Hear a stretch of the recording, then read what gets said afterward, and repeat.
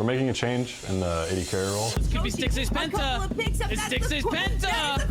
The Penta kill picked up. No way by Stixxay. Trevor was with us in the development year. He stayed as a coach and was with the academy.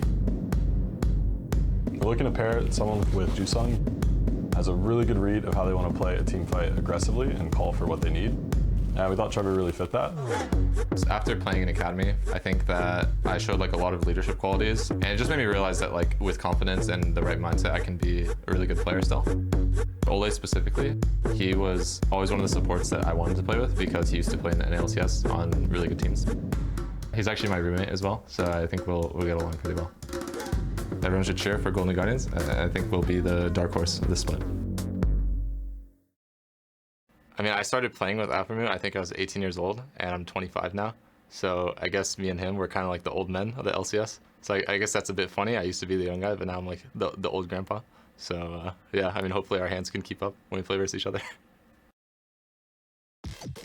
25 years old. Get out of here with that old guy stuff. What the If he's old, what does that make us? What the heck? If he's old, we all need walkers. We're in top Like, we're gonna get carted off the set here at the end of the day. Mummy. My goodness, where are our caregivers? All right, welcome back to the LCS before Golden Guardians and FlyQuest face off on the Rift. Quick note, the Golden Guardians will be playing remotely for this weekend as well as week 2, just so all of you are aware. But with that, we got to dive straight in. We're going to start with Stixxay, the man himself, because as we talk about the returning champs EG starting off on the right foot, here's another returning champ, an old face, an old veteran of the LCS and Stixxay back on the stage. And this could be surprising to a lot of people. I will say that he was tearing it up in Academy.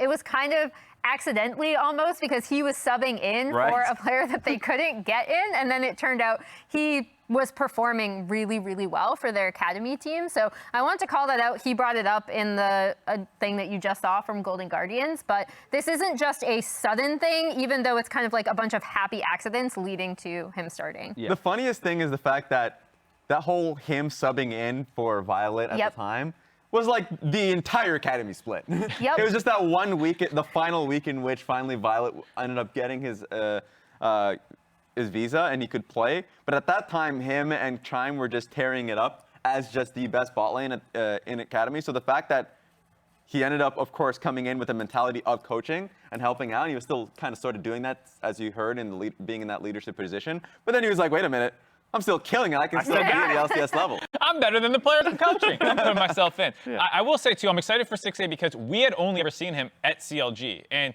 I'm a big fan of when people stick with a team for a long time, but also for his second shot, being in a new position on Golden Guardians, a new ecosystem, all that stuff is really exciting because he came in so hot back then. Like, replacing Doublelift was very controversial at that time. Everyone's like, this kid's gonna suck compared to him. And then he beats him for a championship, goes to MSI, this historic run, and like he just never hit those peaks again. And it's really exciting now to see a second attempt.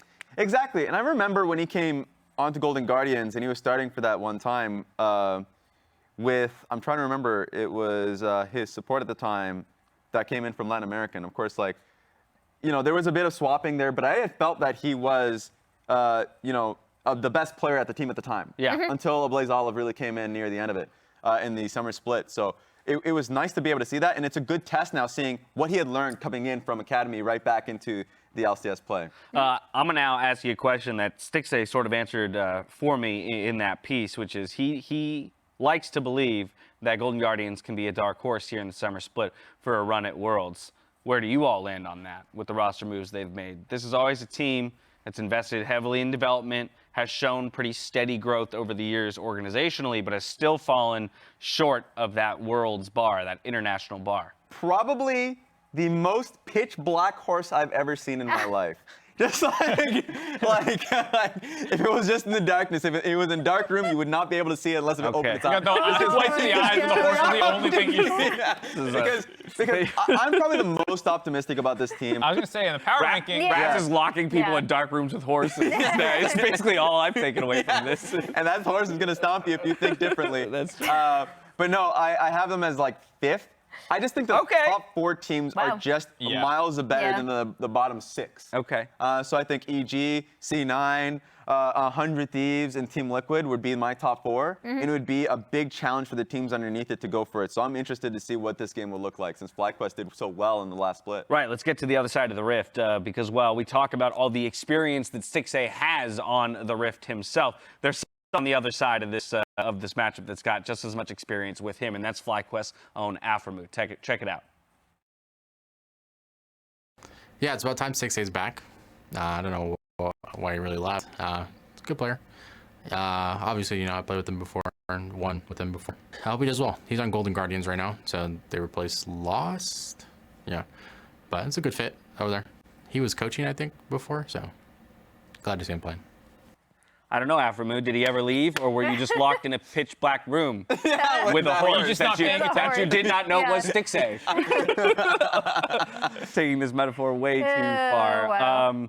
All right, let's talk about the other side of things because it's not the only switch up, again, that's been made. Let's go to the top lane, or rather to Philip being called up here as a prospect for FlyQuest. Yeah, I mean, I think the big thing to talk about with Philip is that he's not like Kenby, where he's been in Academy for a while and people are like, oh man, we're looking for that next step. He's very raw. I was talking to Loyoda, who was one of the coaches that's been working with him on FlyQuest, and he said his strengths are definitely his team fighting.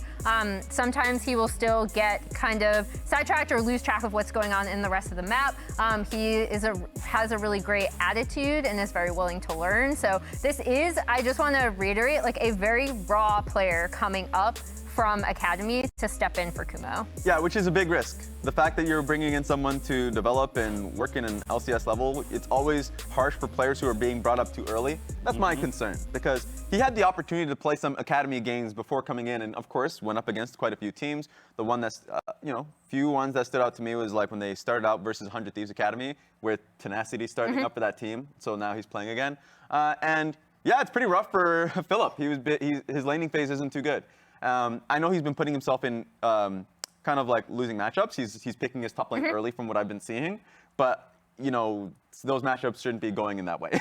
So like at least that early in his game. So I'm really interested to see how he does in the early laning phase against better competition. I think there are two angles, two TPs in his games in Academy that I really like. So maybe he'll come in if his team from the bot side of the map is strong.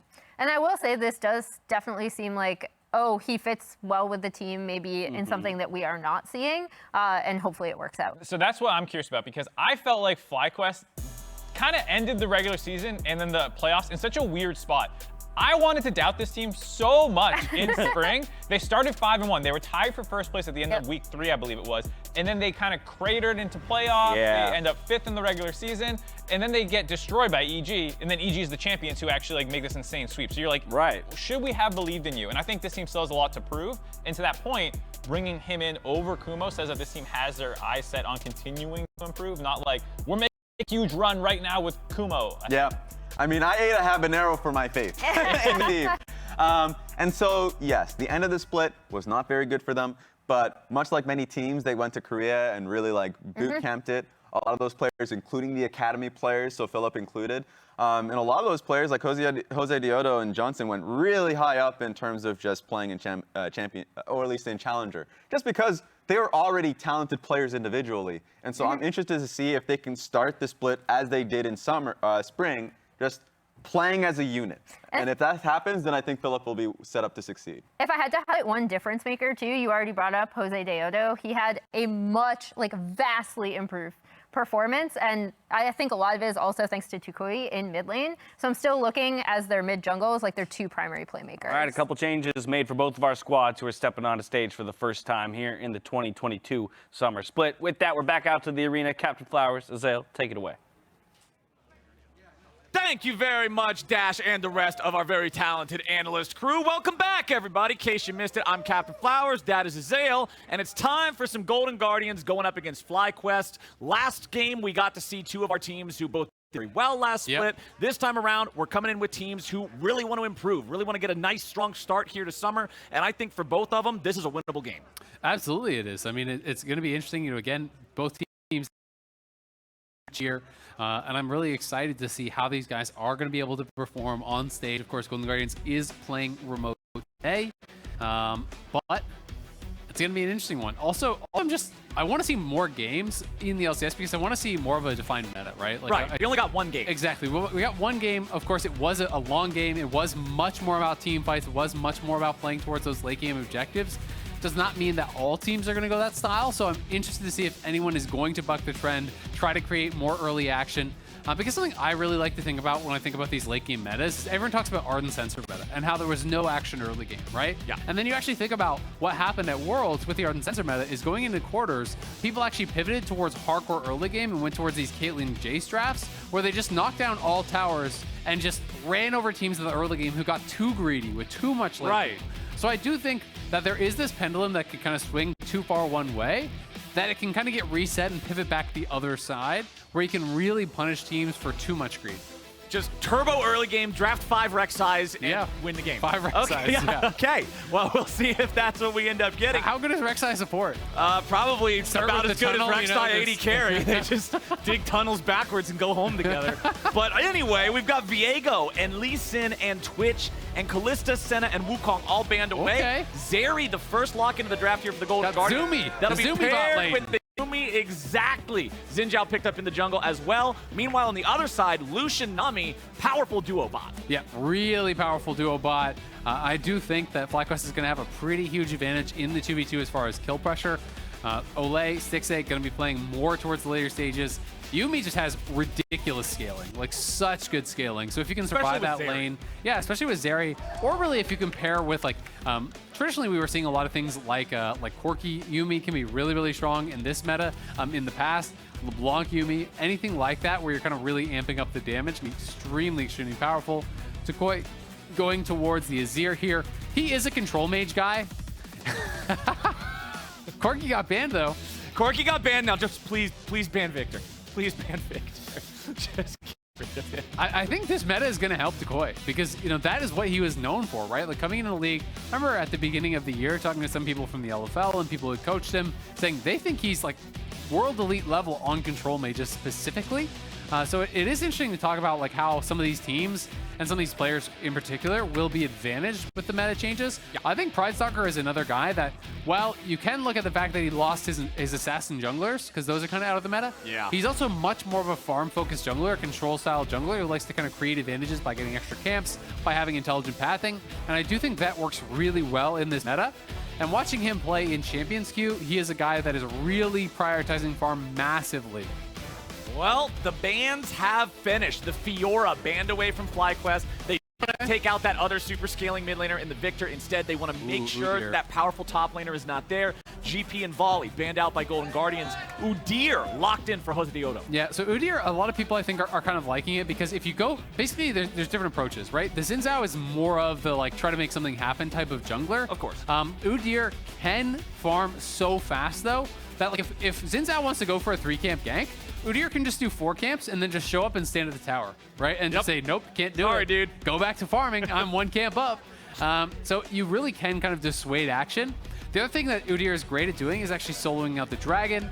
And we know that Lucian Nami bot lane, really powerful duo down there. So they could look to try to create advantages in that way. It is going to be Viktor. It is going to be a blind Gnar. We'll see if Philip has anything he can really kind of throw down here. Because Philip is the big question mark for me in this one. Like Stixxay, we've seen a lot in the LCS. Philip is a 19-year-old guy. He's new. The new element. Yep, and I got to talk to FlyQuest team, talk to them a bit about him. They are really a believer in like his work ethic, his attitude, and they think he fits the culture that they're trying to build really, really well for FlyQuest. But the question mark is, can he perform at the LCS level as far as like individual skills, right? Is he there yet? He must pass that test. And Licorice, I would say there's kind of like these different tiers in the LCS.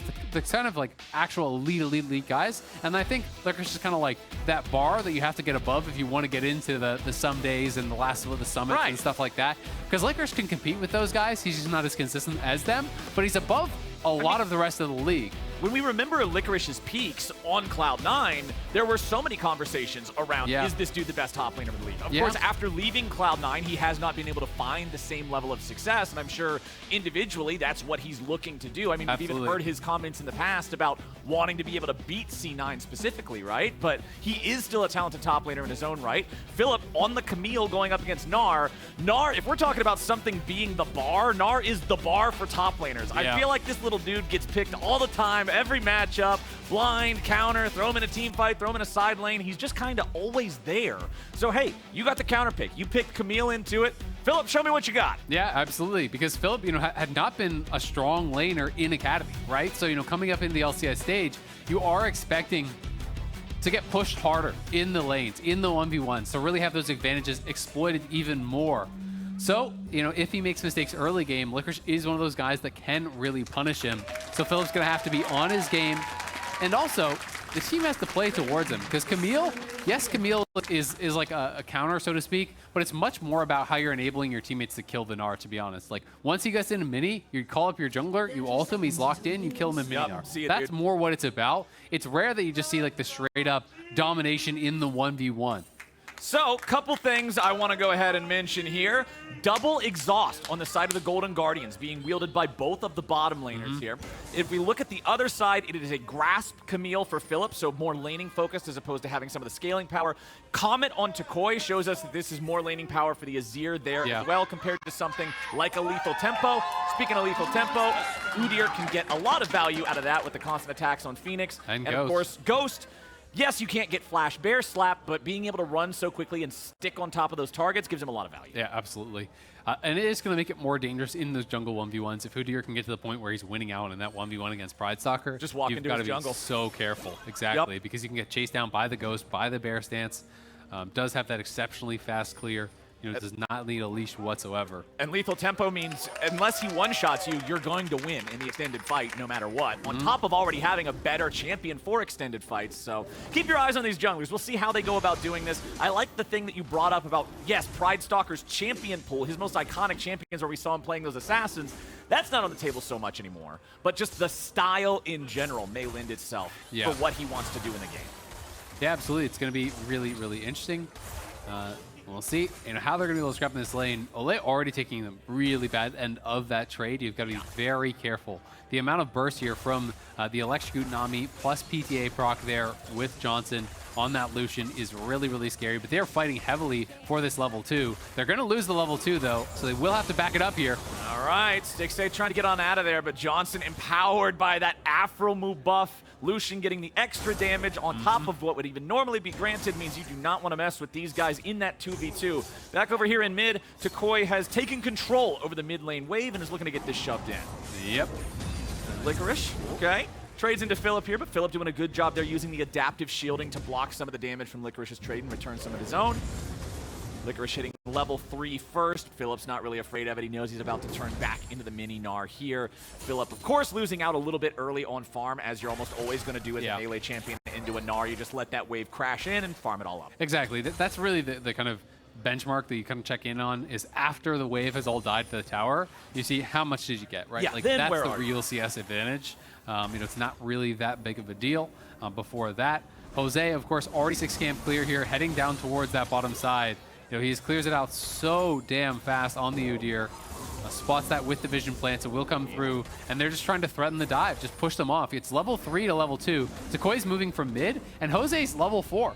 Not only did he use 6 camps, he did 6 camps, now he comes down and farms the enemy Krugs.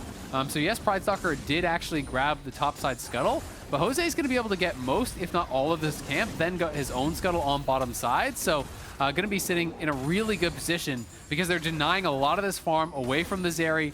And this is just great pathing and use of that speed clear that he does have because, I mean, yes, you're going to still get 3 or 4 of these minions, but this is about a 10 CS advantage just based largely off of the early trading, but then Jose creating that extra space. Yeah, Pridestalkr's got no chance here in this 1v1. Luckily, Josedeodo backing away because he doesn't have full knowledge, but with our perfect spectator vision, we know that Pridestalkr was not in any sort of condition to be able to win out in that 1v1 there.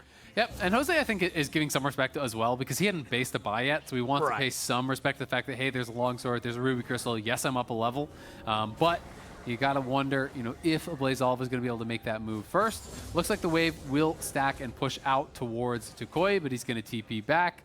A couple early game items bought up there, just grab the boots, grab the Doran's ring, just looking to maintain his position in this lane, try to catch up and farm as the wave pushes towards him. Yeah, and looking at the game overall, I mean, it's dead even. Yep. Right? 5 minutes in, nobody's getting any huge advantages thus far. Licorice about to crash yet another wave into the turret after Philip picks up what I would assume is most of this. Licorice going to go back, get his first base now as well, so won't even bother harassing underneath the turret there. So Philip will be down slightly, not a ton. Air Drake, first of all, here in this game, as Stixxay takes a chunk of damage again. They're just walking up fighting Lucian Nami, and Lucian Nami says, what? Yeah, I mean, Afro was moving from lane, so I think they were trying to go up, posture a little bit more aggressively. But, you know, they are playing double exhaust, which is going to have a lot of value later on. But having that double exhaust is not as useful right now. And we see Jose, you know, they have that bot side pressure. You can solo this up easy peasy. Oh, yeah. And going to be able to take that first dragon of the game. The Zeri W does do a lot of damage, you know, if you can actually connect with that, so it's a good bit of chunk onto Johnsun, but they've got to be so careful because Ignite is available for Afro, so if Stixxay goes too far forward, and you do get caught by that Ignite, plus the full combo with the Electro proc, like, you're in range of dying. Interesting that both of the first Drakes here in the couple of games that we've seen today taken almost at the same time. This one was about 5-10 seconds faster than what we saw Blabber 2 in game number 1, but Jungler's confident to solo these out. And again, I think that can be looked at as a symptom of just the general state of things. You don't have to worry about lanes being in these power dive situations. Everybody's killing each other. No. Oh, Azir's going to come get me with his crappy soldier. What am I going to do? It's just sort of easier to get this done as topside. Licorice getting things done, taking Philip down to half HP there. Gnar, one of those champions that it feels like, hey, whenever you've got the ulti available and you turn into Mega Gnar, just use it to trade. Yeah, absolutely. Especially in these earlier stages. Like later on, maybe want to save it for a fight around Dragon or whatever. Yeah. But especially in these early stages, you know, allows him to have a little bit of a move timer there. You know, trying to go out and harass Jose at this scuttle, but it's no smite available for Jose, so he does have to actually pay some respect to it. Philip is moving down, so that will secure it for him. Ooh, oh, another big burst of damage there onto Stixxay. It is just so hard to breathe against Lucian Nami as something that isn't also very powerful in lane. And you talked about how incredible Yuumi's scaling is. She's not known for her laning. No, not at all. You know, especially not into a matchup like this where they can close the gap, where they can really punish you. They're going to try to hard shove this wave. There was another base there from Stixxay.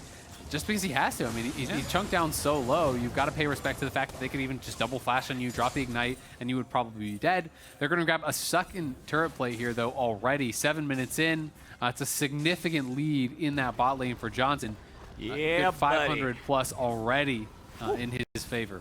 Yeah, that's going to feel really good for FlyQuest down here. Of course, Golden Guardians some catching up to do. At least these minions, they'll catch a ton of those, so Stixxay can farm up what I would hope would be most of this, but the tower is stealing away a few of them there. Back up in top side, Phillips 57 versus 61 farm on Licorice. Yeah, I'd call that successful. Yeah, absolutely. I mean, there's a couple extra minions for him to farm too, so it's basically dead even. We'll see. You know, with Jose in the area, there is always that threat. You know, Licorice does not have the Mega Bar stacked up. There is the danger of getting ulted in and getting taken down, and that's, I think, what is kind of evening this out for him. You know, Philip keeps stepping forward, threatening, hey, jungler could be here. I could be looking for the all-in. What if I ult you? Steps back and does give up some minions every time he is looking to do that. As mid lane, just farming it back and forth, going to be looking pretty even.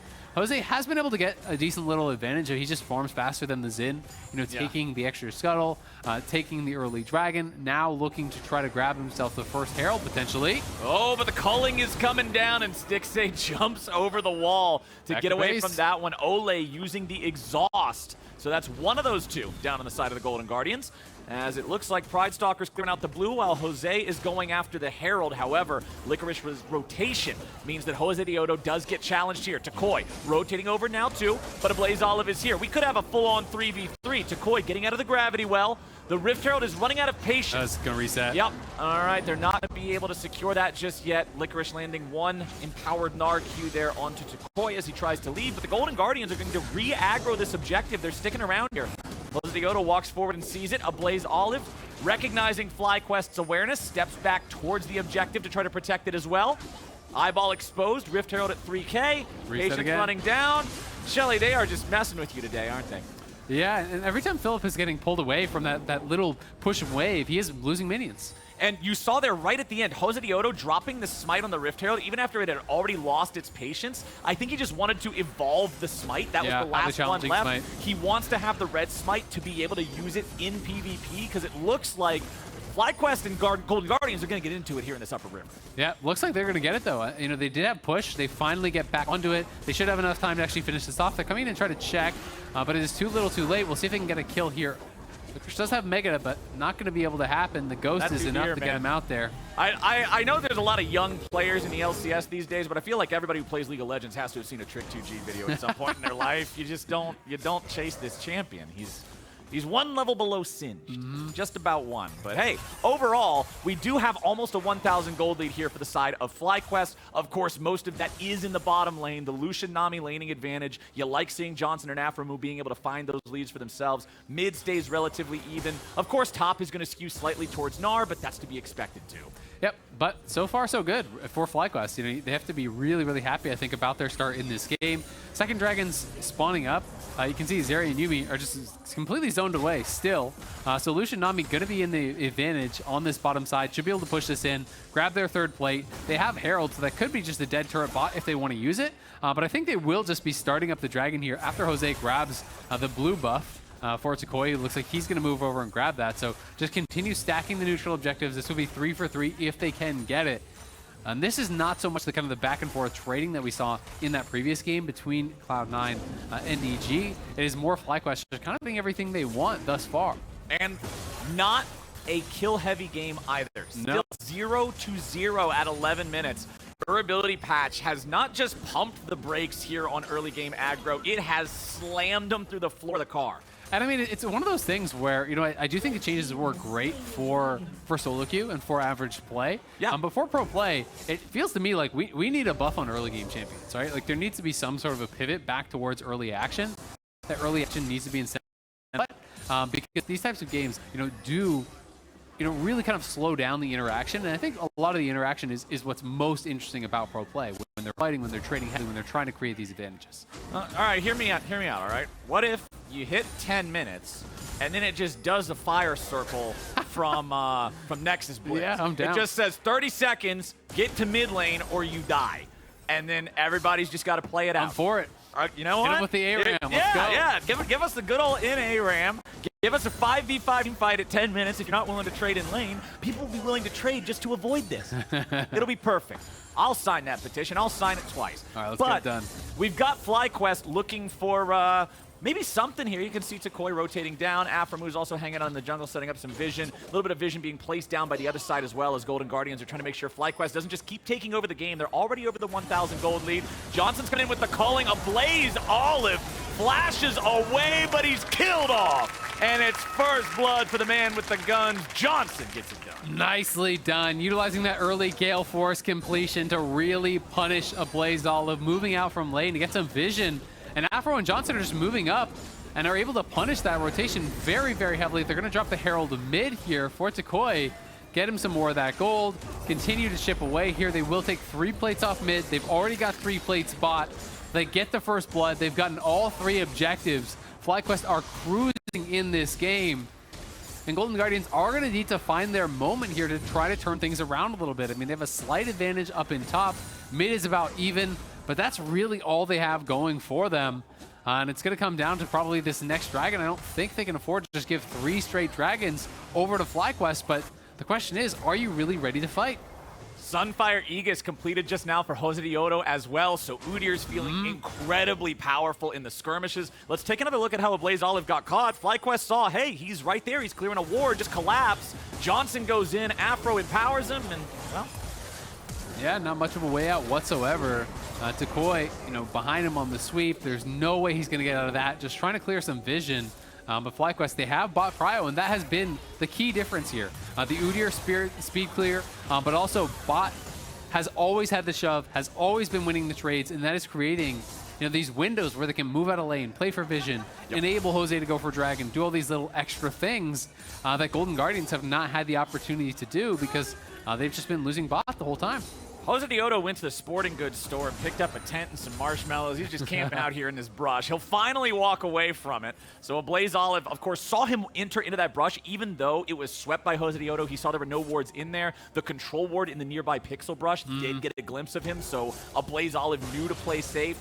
Josedeodo now leaving means Ablazeolive can breathe a little bit more safely, as Johnsun and aphromoo are the ones underneath their turret. Pridestalkr down here walking over top of a ward. FlyQuest is aware of his presence, but now they're the ones bringing some backup. Josedeodo leading the charge here, going after the Golden Guardians jungler, as Johnsun and aphromoo are ready to go. Pridestalkr's got that ulti, but is it gonna work? Flashing away to stay alive. Culling coming out, but it only finds Stixxay, who body blocks for his own jungler. FlyQuest have not found a kill just yet, but toucouille's going in. Ablazeolive, remember, no flash still from the previous play, but he still gets himself out. Aphro and Johnsun taking some damage here as Stixxay zones them away, seeing the low mana bar on the Lucian. Yeah, they've been out of the map for a long time there, so Johnsun gonna have to go back to base. They will lose a little bit of farm. Can help to even things up there somewhat. But still, forcing the flash, forcing the ulti off of Pridestalkr is going to mean things are going to be much more difficult for them coming up to this dragon fight here in 55 seconds. Olleh this one's trying to convert that sight zone if he can prior to that happening. You know, trying to farm as much gold as he can.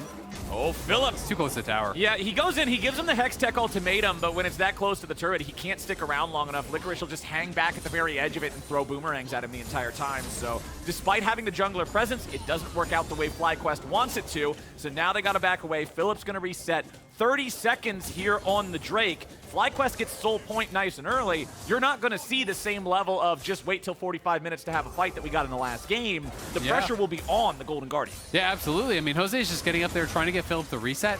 Would have liked to see Philip just hold on to the ult, though. It's kind of a low percentage play to actually get the kill. And Dragon is going to be here, and very likely we may see a fight over at Golden Guardians, though, for now, up towards this Herald. So may just give up soul point for free and look to fight right on soul. But this is really not a high value Herald.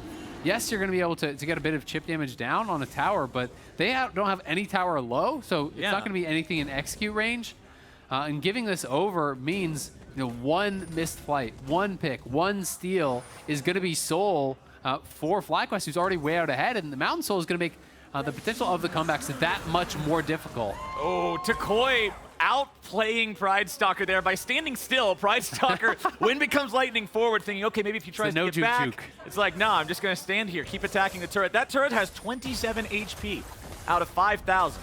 That is not a whole lot. Somebody just randomly breathes on that one. It is dead. That is the juke that me and my friends like to call outdominum, where you just don't move. Yeah. No, you know? exactly. They're trying to be big brain, like, he's going to dodge left. I'm like, I'm bad. I'm not going to move. Yeah, exactly. You are overestimating my capabilities as a player. That is what it comes down to sometimes in League of Legends. But up here in the top side, Johnsun is happy to keep on farming. Down in bottom, you can see Licorice. We've switched things around, Mr. Azeal. It's that time of the game. The top laners head towards the bottom half of the map. Licorice getting most of the health down from this turret.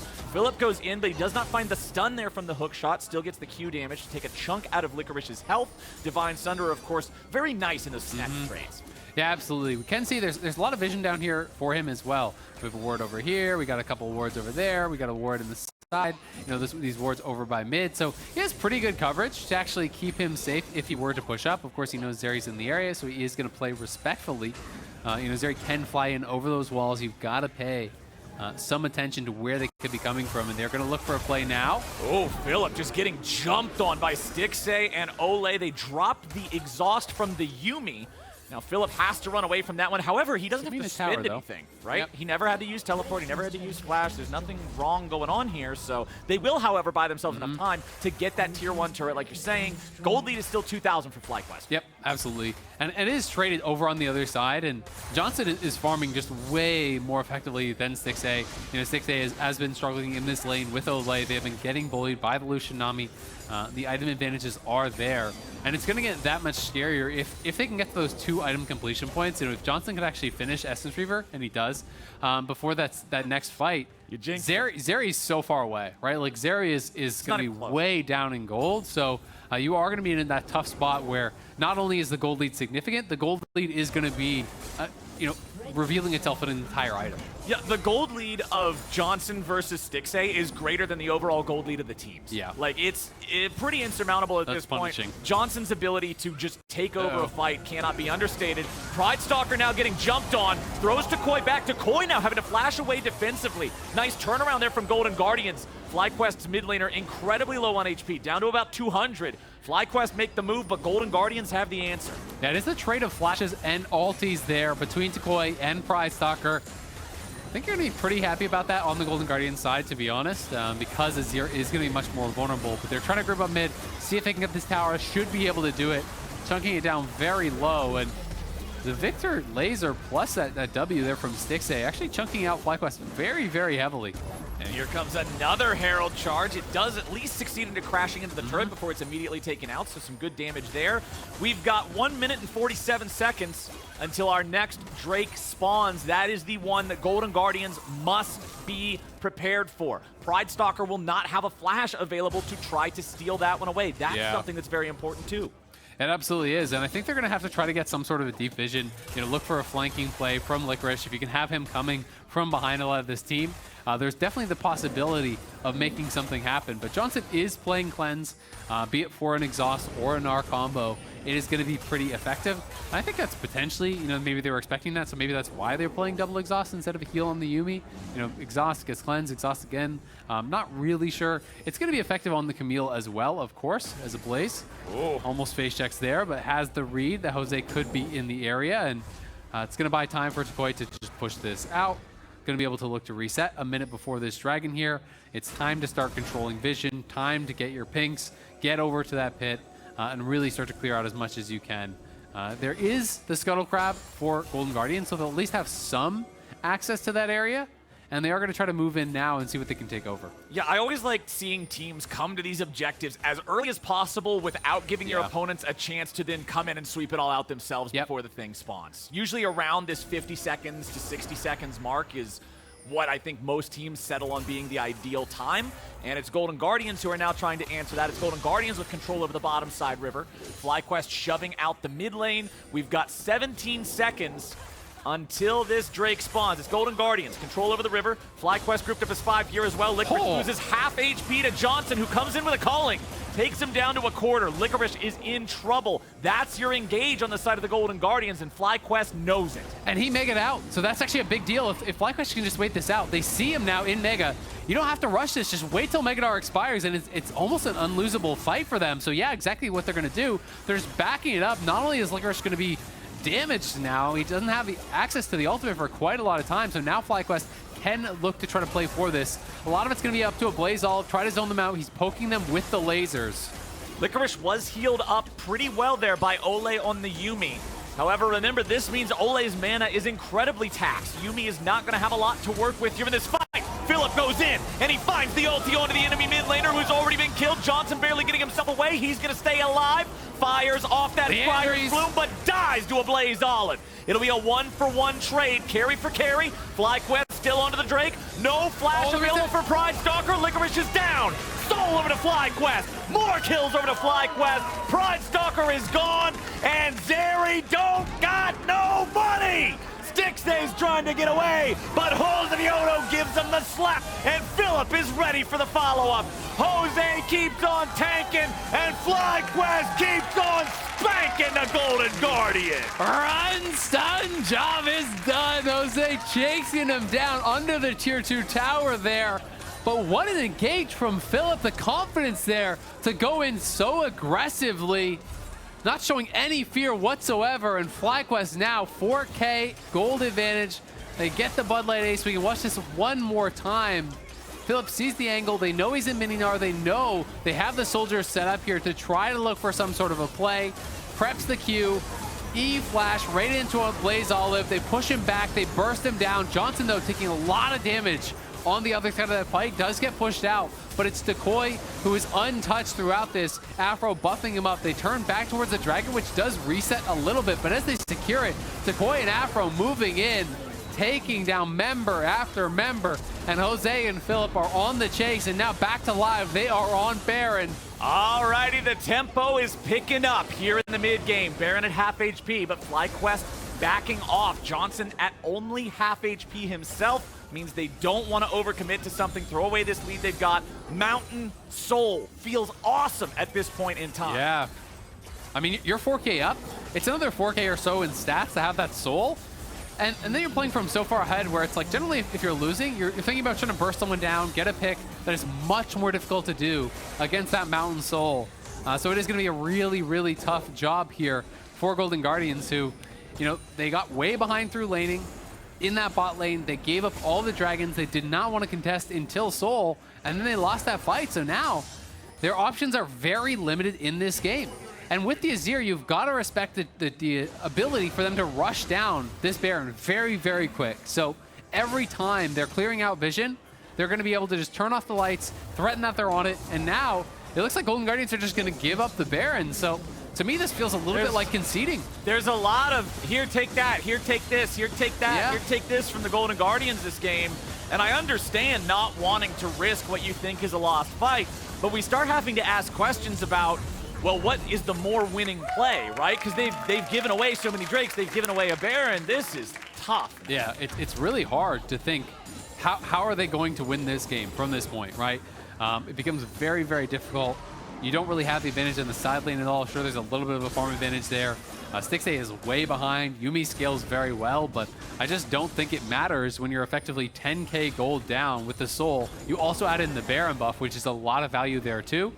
FlyQuest can push very aggressively, take over the enemy jungle, and try to really get a lot of work done here with this buff, clear up the last of those outer tier 2s. So one thing I want to bring up here, because it's interesting, Licorice's inventory, second item, fully completed Chempunk Chainsword. Shoutouts to one of the only other Skarner players in North America, Badid. He was tweeting about this the other day.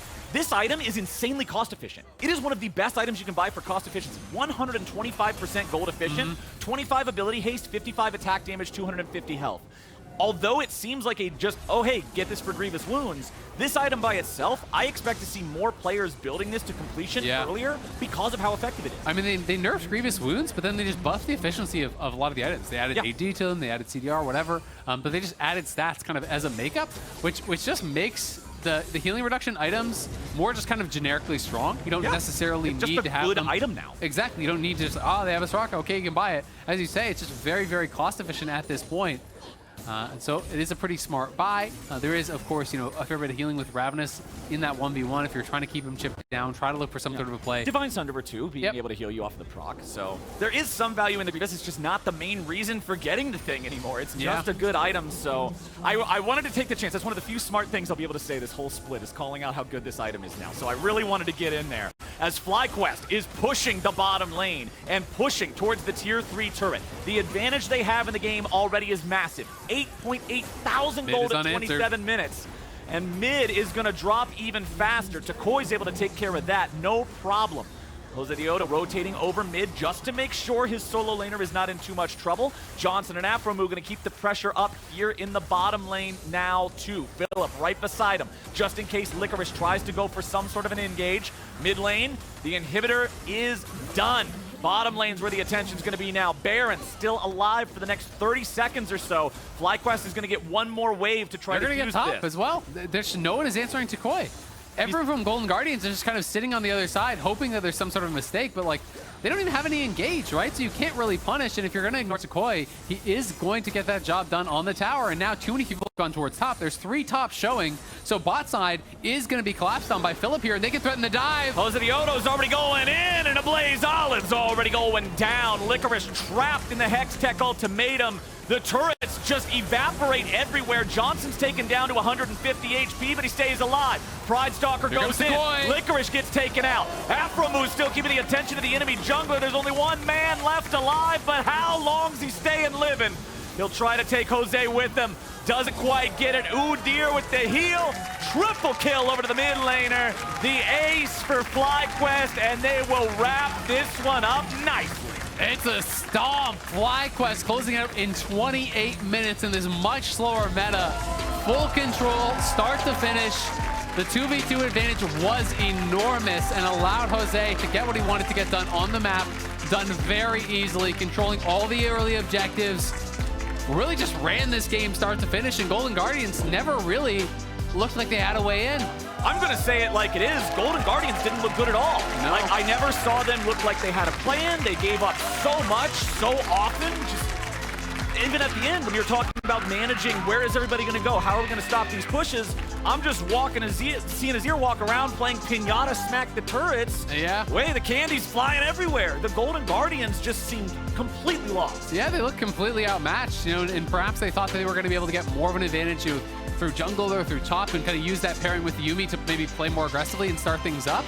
Or maybe they just thought that the laning was going to go better for them, but it absolutely did not.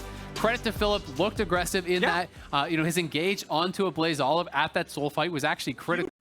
I wasn't sure how he was going to perform. Stayed fine in lane. The 1v1 was absolutely fine. He's down a little bit of farm. Who cares? He found the really good engage by that soul fight. So a great debut game for him.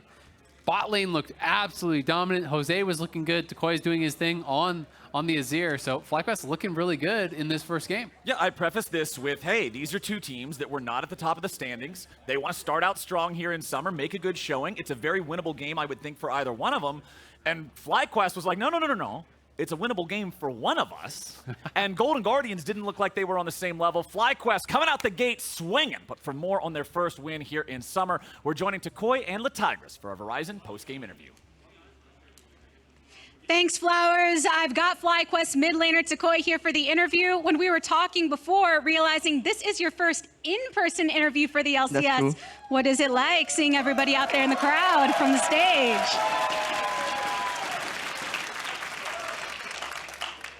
Good times, good times? Good times. I'm just so happy to be here. So many people in the crowd, so many people watching from home. It's just a pleasure to win today.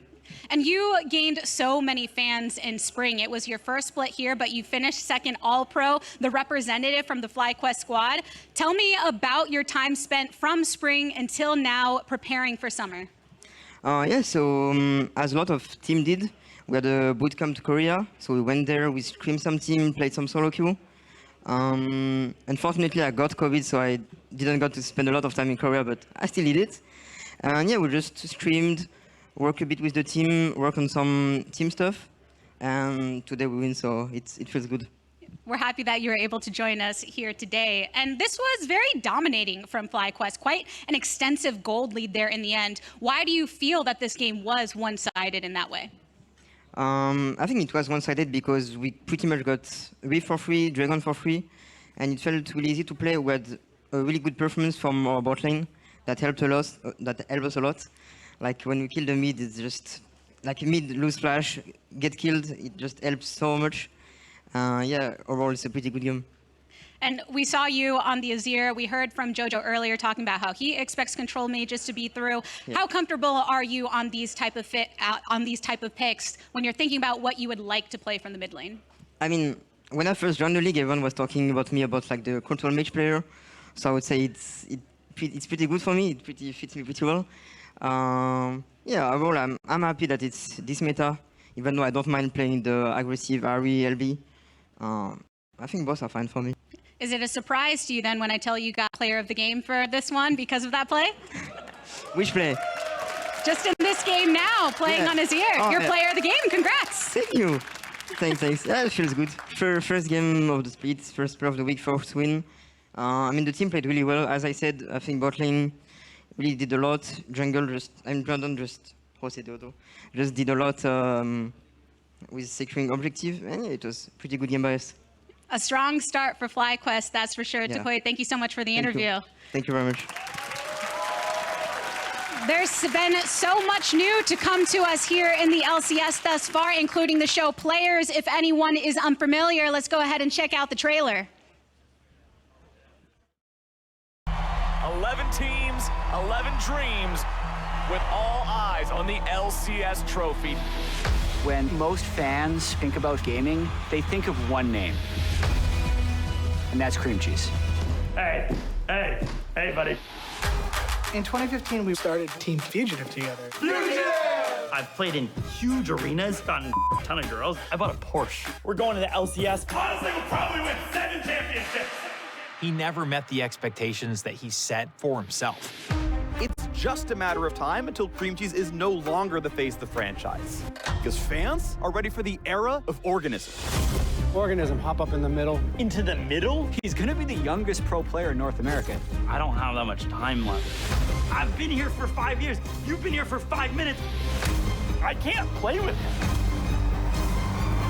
I need to win a championship. This is a league built on speed and precision, where everything needs to perform at a pro level, especially your hardware. They block the road. They want to complete the final piece of the puzzle. They don't have enough damage for it, but who cares? It's all a formality, baby. The winner of LCS Lock-In. Even if you're hard stuck plat, like me, forever. Roccat, the official mouse and keyboard of the LCS.